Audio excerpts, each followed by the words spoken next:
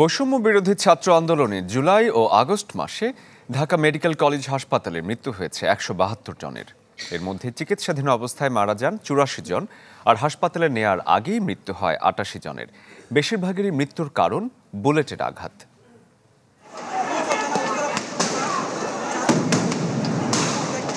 বৈষম্য বিরোধী ছাত্র আন্দোলনে অংশ নেয় ছাত্র জনতা।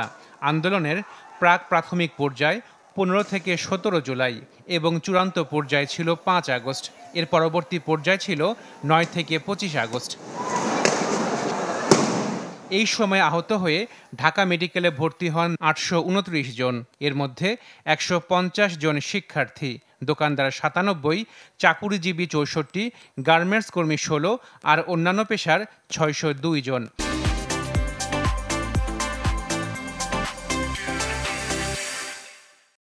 হাসপাতালের তথ্য বলছে ৭৯% ভর্তি হন বুলেটের আঘাত নিয়ে।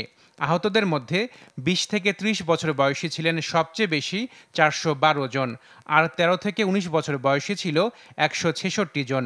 চিকিৎসাধীন অবস্থায় হাসপাতালে মারা যান ৮৪ জন। মৃত অবস্থায় হাসপাতালে আনা হয়েছে ৮৮ জনকে। নিহতদের তথ্য বিশ্লেষণ করে ঢাকা মেডিকেল কর্তৃপক্ষ বলছে, বেশিরভাগেরই মৃত্যু হয়েছে বুলেটের আঘাতের কারণে। প্রথম দিকে সররাগুলি বেশি ছিল, এর পরবর্তীতে বুলেট, সিঙ্গেল বুলেট বেশি আসছে।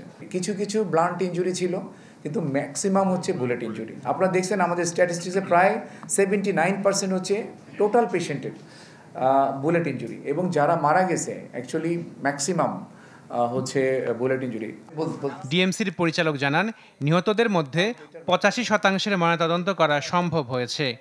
প্রথমগুলোকে আমরা ম্যানেজ করতে পেরেছি, কিন্তু পরবর্তীতে যখন একসাথে ম্যাসিভ আসলো ব্রড ডেড, এবং এখানে হাসপাতালে যে যেমন বুলেট বা গানশট ইনজুরি যেমন হেডে বা চেস্টে, এগুলো তো ধরেন ব্রড ডেড অনেকগুলো ছিল একসাথে, তো তখন এবং পুলিশ ছিল না, এই সব মিলেই আসলে তখন এই কিছু ডেড বডি আমাদেরকে ওইভাবে মানে আমরা দেই নাই, ওনারা নিয়ে গেছেন আসলে।